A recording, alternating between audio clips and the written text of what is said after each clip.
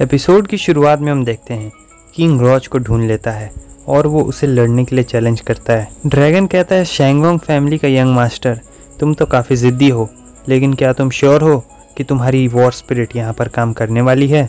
इस तरफ शायू कह रही होती है, यहाँ पर एक डिवाइस है जो आपकी वॉर स्पिरिट को एब्जॉर्ब करता है। किंग कहता है, ये सब ज़रूरी नहीं है। रॉज, क्या तुम मुझसे लड़ना चाहते हो? चलो हम बाहर चल के लड़ते हैं। रॉज तुरंत ही उसके पास आता है और उससे कहता है, आखिर तुम लड़ने के लिए उतने उतावले क्यों हो रहे हो? कौन जीतेगा और कौन हारेगा, इससे क्या हो जाएगा?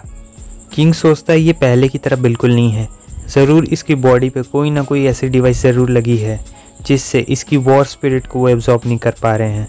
और वो कहता है, क्योंकि वो तुम हो जिसने मुझसे मेरा सम्मान छीना, तो ये रिस्पॉन्सिबिलिटी भी तुम्हारी बनती है कि तुम उसे मुझे वापस लौटाओ। इधर ये दोनों सोच रहे होते हैं, आखिर ये सुनने में इतना अजीब सा क्यों लग रहा है। किंग अपना कोट उतारते हुए कहता है, लगता है तुम्हारी पावर पहले से ज़्यादा बढ़ चुकी है, इसलिए मैं ये चाहता हूँ। मैं यहाँ किसी और चीज़ के लिए नहीं आया हूँ। चलो हम बाहर चलते हैं और अपनी लड़ाई शुरू करते हैं। इधर हमें रॉज को दिखाया जाता है जो कि दीवार पर हाथ रखता है और साइड वाले दीवार के चित्रे उड़ा डालता है। रॉज कहता है, ठीक है, बाहर, मैं तुम्हें 1 मिनट देता हूँ। इधर हमें बाहर का सीन दिखाया जाता है जहाँ पर पूरा बीच वाला वाइब्स आ रहा होता है। किंग देखता है कि उसकी वॉर स्पिरिट अब वापस आ चुकी होती है। वो कहता है, हे रॉज, चलो अब हम अपनी लड़ाई शुरू करते हैं। इधर हमें रॉज को दिखाया जाता है जो सोच रहा होता है, मुझे अभी भी ये हवा महसूस हो रही है जब मैं गांव में मदर के साथ फ़िश पकड़ने के लिए जाता था ताकि हम रात में उन्हें डिनर में खा सकें। इधर किंग को समझ नहीं आ रहा होता है कि आखिर ये कह रहा है। भले ही ये सी ब्रिज ना हो, लेकिन फिर भी बिल्कुल वैसा ही महसूस हो रहा है। ये फीलिंग, मुझे ऐसा लगता है कि ये फीलिंग मुझसे दूर और दूर होते जा रही है। इस तरफ हमें किंग को दिखाया जाता है जो कि अपने सिम्बियोसिस फॉर्म में आ चुका होता है और कहता है, मुझे माफ़ करना, लेकिन मैं तुम्हें इसे और ज़्यादा देर तक महसूस करने नहीं दे सकता हूँ। रॉज कहता है, ये फीलिंग अचानक से मुझसे बहुत दूर चली गई। किंग काफ़ी तेज़ी के साथ रॉज की तरफ आगे बढ़ रहा होता है और कहता है, सिर्फ 1 मिनट में मैं तुम्हें अपने घुटनों के बल बैठा दूंगा। वो रॉज के पास आ जाता है और उससे कहता है, मैंने तुम्हें रिएक्ट करने का टाइम दिया रॉज, अब मैं तुमसे अपना बदला लूँगा। हम देखते हैं कि वो काफ़ी तेज़ी से रॉज के पीछे आ जाता है और उस पर हमला करता है। उस हमले से वहाँ पर बहुत बड़ा धमाका होता है, लेकिन उस हमले के बाद भी रॉज को कुछ नहीं होता है। किंग उसके चारों तरफ घूम रहा होता है। किंग उससे कहता है, लाइट के नाम पर मैं अपना सबसे पावरफुल अटैक तुम पे करने जा रहा हूँ। वो उसके चारों तरफ ऐसे घूम रहा होता है गोल गोल, और ऐसे ऐसे घूमते घूमते वो एक बड़ा सा गोला बन जाता है लाइट का। किंग कहता है, तुम्हें इसका पछतावा होगा कि तुमने मुझे अंडर एस्टिमेट किया। ड्रैगन कहता है, क्या यही है शैंगोंग फैमिली की पावर? ये तो काफ़ी तेज़ है, ये सचमुच बहुत कमाल का बच्चा है। और इधर शायू को चिंता हो रही होती है और वो सोचता है, अगर रॉज ना हो तो किंग का मुकाबला करने के लिए और कोई भी नहीं है। किंग रॉज के पीछे होता है और उस पर हमला करने जा रहा होता है। वो उससे कहता है, क्या तुम मुझे देख सकते हो रॉज? नहीं देख सकते हो ना, लेकिन मैं तुम्हारी सबसे कमज़ोर जगह देख सकता हूँ। किंग रॉज पर हमला करता है, लेकिन रॉज उसकी तलवार पकड़ लेता है। रॉज उससे कहता है, तुम काफ़ी ताकतवर हो गए हो किंग। वो उसकी तलवार को अपनी तरफ खींचता है जिसे किंग संभाल नहीं पाता है और वो ज़मीन पर गिर जाता है। किंग सोच रहा होता है, आखिर ये कैसे हो सकता है? वो शुरुआत से अंत तक एक भी बार अपनी जगह से नहीं हिला। रॉज उसके स्पिरिचुअल वेपन को तोड़ते हुए कहता है, अब हमें और कंपेयर करने की ज़रूरत नहीं है कि हम में से ताकतवर कौन है। अब रॉज उस पर हमला करने जा रहा होता है। वो पावर बहुत ज़्यादा होती है, उसके वजह से चारों तरफ तूफ़ान हवा चलने लगती है उसके आमने सामने। और किंग सोच रहा होता है, क्या यही मेरा अंत है? क्या मुझे अपनी मौत अपनी आंखों के सामने नज़र आ रही है? रॉज कहता है, तुम्हारा और मेरा कभी कंपैरिजन नहीं हो सकता है। और ये कहते ही वो शूट कर देता है, लेकिन हम देखते हैं कि वो उस पर शूट नहीं करता है, वो उसके बगल से गुजार देता है। वो बीम सीधा जाकर समुद्र में टकराती है और वहाँ उससे बहुत तेज़ लहरें उठने लगती है। ड्रैगन की तो आंखें फटी की फटी ही रह जाती है। रॉज उससे कहता है, चलो अब हमें चलना है। और फिर इस दिन तक किंग को कभी पता नहीं चला था कि उसके और रॉज के बीच में कोई ऐसी चीज़ है जो कभी पास नहीं हो सकती है, और वो है उन दोनों के बीच का गैप। ये रॉज की पावर होती है, उसके पावर के वजह से वो समुद्र 2 टुकड़ों में बट चुका है। सीन चेंज होता है, हमें दूर बड़े पहाड़ों में ले जाया जाता है जहाँ पर मून ब्योंग आया होता है। वो जंगल के अंदर जा रहा होता है, तभी उसे वहाँ पर एक ग्रैंडपा दिखाई देते हैं जो फिशिंग कर रहे थे। वो कहते हो तो तुम यहाँ पर आ गए, ये है लॉगी कॉलेज के असली डीन और S class war hero. Moon उससे कहता है आप ही है ना मिस्टर मून दाओ, और ये ब्रेथ आप ही की है ना। वो कहते हैं मिस्टर नू दाओ, बहुत समय हो गया जब से किसी ने मुझे मिस्टर कहा है।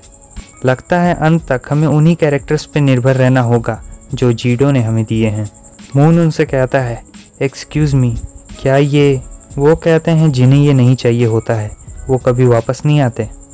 वो कहता है अच्छा ऐसी बात है, और कहने के बाद हंसने लगता है। वो बताता है कि वो भी उसी पोर्ट की तरफ जा रहा है क्योंकि वॉर अब पहले से भी बदतर हो चुकी है रॉज की वजह से। वो कहते हैं क्या तुम रॉज के मैलिस के बारे में बात कर रहे हो।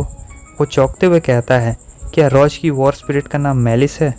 वो कहते हैं रॉज मैलिस, वो कंटेनर जो कभी एग्जिस्ट ही नहीं करता है, आखिर उसके अवेकन होने में और कितना समय बाकी है। वो कहता है क्या अवेकनिंग, मुझे नहीं पता आप किस बारे में बात कर रहे हैं। ग्रैंडपा उससे कहते हैं मैलिस, वो चीज़ जिसे जीडो भी कंट्रोल नहीं कर पाया। वो कहता है क्या जीडो की है, लेकिन रॉज की असली पावर भी तो जीडो से ही है, तो आखिर इन सभी चीज़ों में प्रॉब्लम क्या है। वो कहता है मुझे माफ़ करना, मैंने अचानक से तुम्हें ढेर सारी चीज़ें बता दी।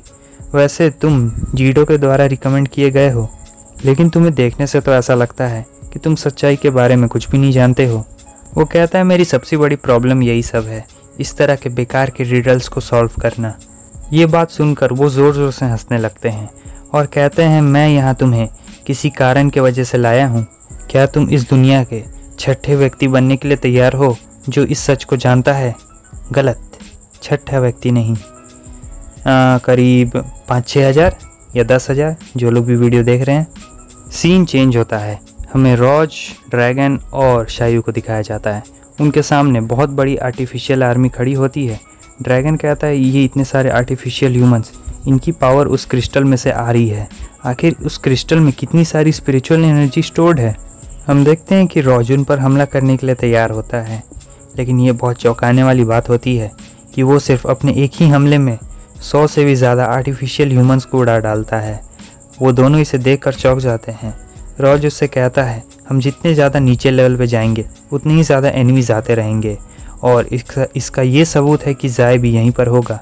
वो कहते हैं हाँ ऐसा हो सकता है, और ड्रैगन सोच रहा होता है कि रॉज की करंट स्ट्रेंथ अभी किसी वॉर हीरो जितनी नहीं है, हो सकता है उससे बहुत ज़्यादा हो। किंग के साथ हुई उस लड़ाई ने इसने उस खतरनाक ट्रिक का इस्तेमाल किया और बाहर के लोगों ने भी उस ट्रिक को देखा। सीन चेंज होता है, हमें बॉस को दिखाया जाता है। वो कहते हैं लगता है वो रॉज है, क्या वो फुल्ली अवेकन हो गया। अगर उसकी पावर और बढ़ गई तो उसे कंट्रोल करने में मुश्किल होगी। वो फोनिक्स से कहता है एक आर्टिफिशियल ह्यूमन जिसके अंदर कोई भी इमोशन नहीं है, क्या तुम्हें लगता है कि उसके पास इतनी खतरनाक पावर रहनी चाहिए। क्या ये अच्छा है या फिर बुरा पूरी दुनिया के लिए। फोनिक्स कहता है भले ही वो एक आर्टिफिशियल ह्यूमन हो, लेकिन मैं उसे सही रास्ता दिखाऊंगा। बॉस ज़ोर ज़ोर से हंसने लगता है और कहता है क्या तुम उसे सही रास्ता दिखाओगे। पिछले वक्त में उस वक्त जीडो जो सबसे ताकतवर वॉर हीरो था वो भी मैलिस को नहीं संभाल पाया था। मैलिस उन 3 विल्स में से एक है, और ये आर्टिफिशियल ह्यूमन क्या संभाल पाएगा उसे। फोनिक्स कहता है क्या मैलिस उन 3 विल्स में से एक है। वो कहता है फोनिक्स तुम्हें तो सच्चाई का ज़रा सा भी अंदाज़ा नहीं है। चलो मैं तुम्हें बताता हूँ, जब जीडो ने हमें धोखा दिया था तब उस वक्त क्या हुआ था। सीन चेंज होता है, हमें मून को दिखाया जाता है। वो कहता है क्या आप कहना चाह रहे हैं कि आप मुझे रॉज की सच्चाई बताएंगे। वो ग्रैंडपा कहते हैं हाँ, जब तुम वहाँ पहुँचोगे तब तुम्हें इस सारी हिस्ट्री के बारे में अपने आप पता चल जाएगा। वो कहता है हमें कहाँ पर जाना है। तभी ग्रैंडपा ज़ोर ज़ोर से ताली मारने लगते हैं और उस नदी में हलचल होने लगती है। हम देखते हैं उस नदी में से एक बड़ी सी मछली निकलती है जिसके पंख भी होते हैं। वो ग्रैंडपा उस मछली के ऊपर चढ़ जाते हैं। मून उससे कहता है कि आखिर हम किसे मिलने जा रहे हैं। वो बताते हैं कि हम रॉज के फादर से मिलने जा रहे हैं। और बस हमारा ये एपिसोड भी यहीं पे ख़त्म होता है। अगर आपको वीडियो अच्छी लगी लाइक कर दें, चैनल पर न्यू है सब्सक्राइब कर दें। यहाँ तक वीडियो देखने के लिए बहुत बहुत शुक्रिया। तो फिर मिलते हैं आपसे नेक्स्ट वीडियो में, तब तक के लिए बाय बाय।